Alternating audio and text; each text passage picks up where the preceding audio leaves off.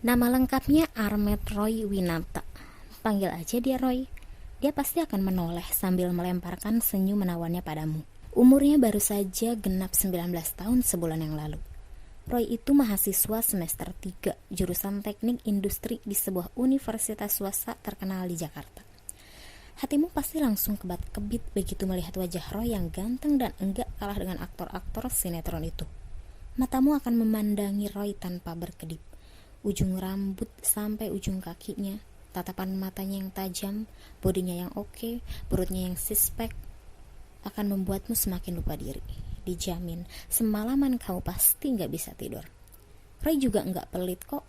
Kamu bakal dimanjakan bak seorang putri kalau berhasil jadi pacarnya. Hari-harimu bakal indah dengan hadiah-hadiah yang akan kamu terima dari Roy.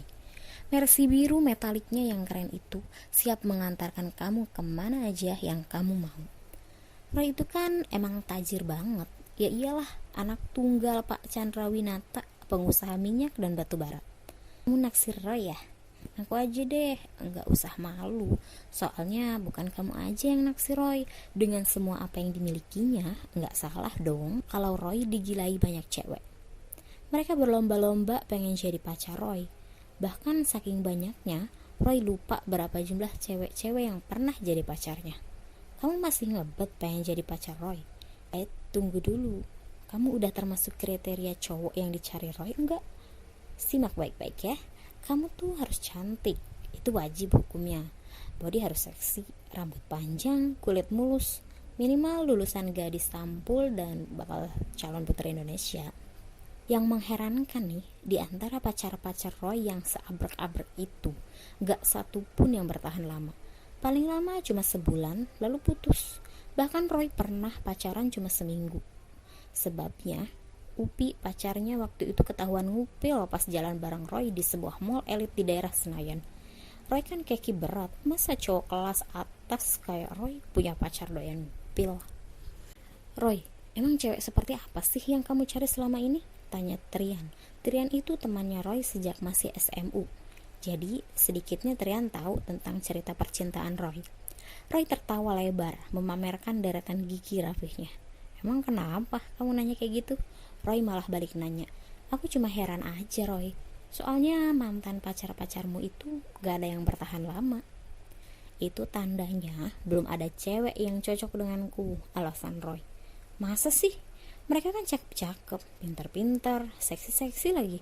Masa enggak satupun yang serk di hati kamu? Apa kamu sengaja ya mempermainkan mereka? Maksudmu, aku ini playboy. Apa ada kata-kata yang tepat selain itu? Sindir Trian balik sambil tersenyum simpul. Roy tertawa ngakak. Itulah enaknya jadi orang ganteng. Cewek tuh datang sendiri, enggak perlu susah-susah ngejar mereka. Emangnya kamu hari gini belum dapat pacar juga? Trian enggak marah dengan ejekan Roy itu. Trian hanya melirik tajam pada Roy. Dia memang sempurna, gumam Trian, dan dia harus mengakuinya. Dibandingkan dengan Roy, dia enggak ada apa-apanya. Hanya Trian masih bersyukur Roy masih menganggap dia sebagai teman. Setidaknya sebagai teman, Trian juga sedikit ikut menikmati fasilitas yang dimiliki Roy. Apa kamu gak takut dengan karma, Roy? Trian kembali mengajukan pertanyaan berikutnya. Maksudmu? Suatu saat nanti cewek-cewek itu akan ninggalin dan gak peduli lagi pada kamu. Enggak, selama aku masih seperti Roy yang sekarang ini, jawab Roy mantap. Kamu Roy, sepandai-pandai tupai melompat, pasti akan jatuh juga, gumam Trian. Sore ini Roy sedang nongkrong di kafe fantastik, salah satu favoritnya di bilangan daerah Cilandak. Menjelang malam minggu gini, emang paling asyik ngeceng, ngopi-ngopi sambil ngecengin cewek-cewek cakep. Apalagi status Roy yang udah jomblo, baru 2 hari yang lalu. Roy putus dengan Riani. Mereka pacaran hampir 2 bulan. Ini adalah rekor pacaran Roy yang paling lama. Sebenarnya Roy dari sebulan yang lalu udah pengen mutusin Riani. Tapi tuh cewek ngancem mau bunuh diri, akhirnya Roy yang ngalah. Roy baru aja hendak menyeruput cappuccino-nya ketika tiba-tiba seorang cewek terlihat memasuki kafe. Konsentrasi Roy langsung buyar. Cappuccino-nya langsung diletakkan kembali di atas meja dan dibiarkan saja nganggur untuk sementara waktu. Roy langsung menatap tajam pada cewek itu. Harus diakui sih, cewek itu emang cantik, putih, rambutnya panjang, bodinya oke. Pas banget dengan kriteria cewek Roy selama ini. Tumben jantung Roy jadi berdebar-debar kencang. Apalagi tuh cewek duduk pas banget di depan mejanya. Roy jadi bisa melihat cewek itu lebih dekat lagi. Tanpa disuruh, naluri lelaki Roy langsung muncul. Cewek itu harus aku miliki, bisik Roy. Roy langsung pasang gaya andalannya. Ia mengusap rambutnya sambil menurunkan kacamata hitamnya. Biar tuh cewek bisa ngeliat ketampanan Roy. Kancing kemeja atasnya sengaja dibuka, biar cewek itu juga tahu Roy punya sedikit bulu dada dan kalung emas putih yang melingkar di lehernya. Yang harganya jelas nggak murah. Jelas Roy pengen pamer, udah jelas Roy pengen pamer, biar ketahuan anak orang kaya. Tiba-tiba cewek itu berdiri dan menghampiri Roy yang masih aja bengong. Kamu ngapain lihat-lihat aku terus? Tanya cewek itu jutek.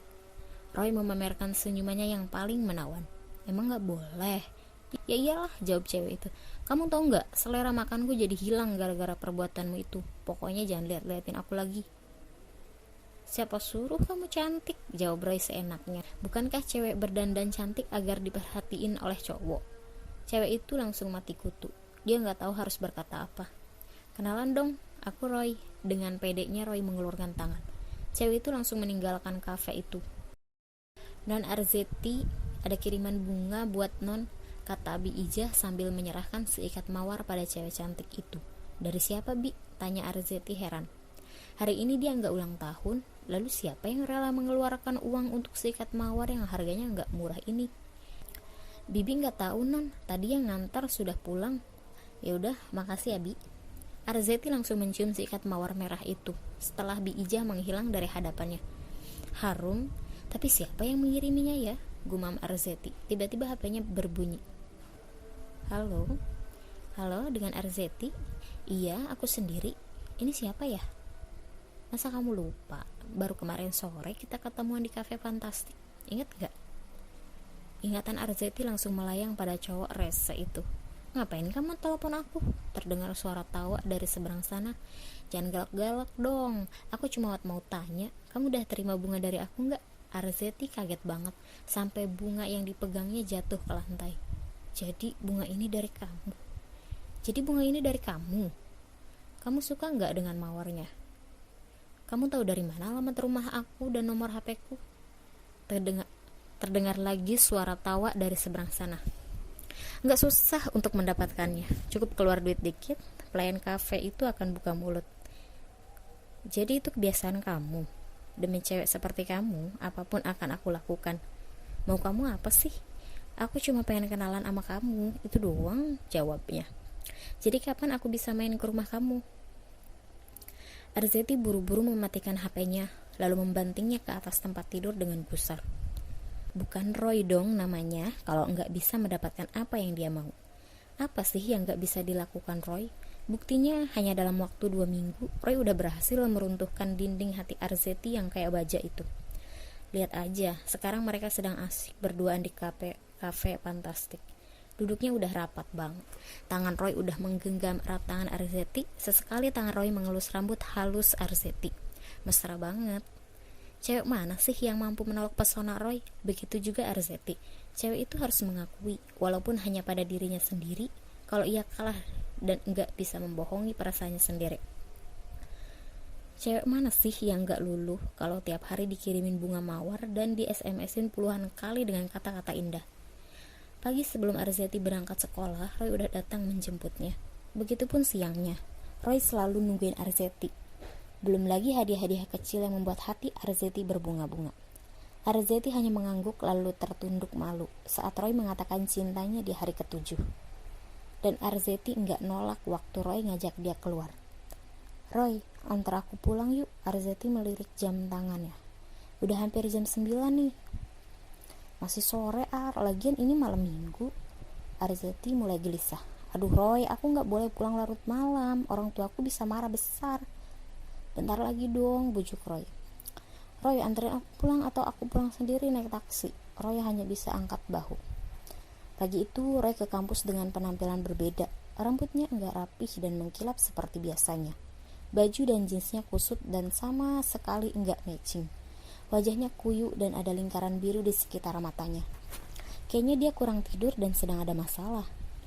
"Kamu kenapa, Roy?" tanya Trian. "Tumben kusut amat."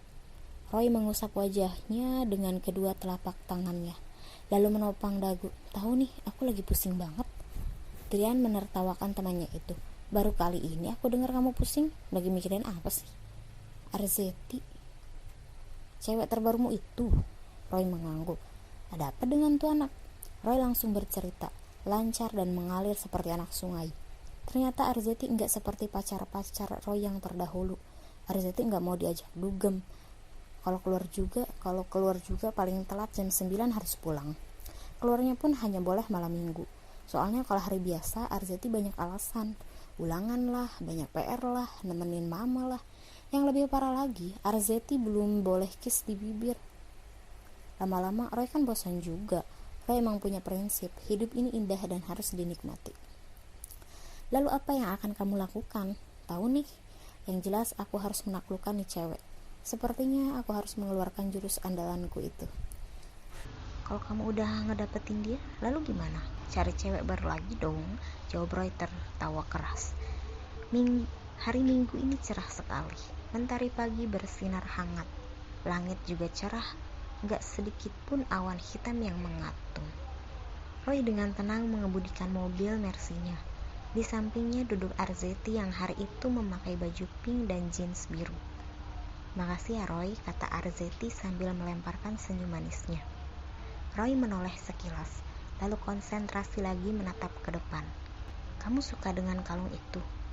"Aku suka banget dengan kalung pemberianmu ini, Roy." Arzeti memegang liontin perak berbentuk huruf A. Baru beberapa jam yang lalu, ia menerimanya dari Roy, sewaktu Roy menjemputnya. "Kamu akan mendapat surprise yang lebih seru lagi," kata Roy penuh misteri. "Oh ya? Apa itu, Roy?" "Kamu lihat aja nanti, kamu pasti senang." Roy memarkir Mercy-nya di sebuah villa.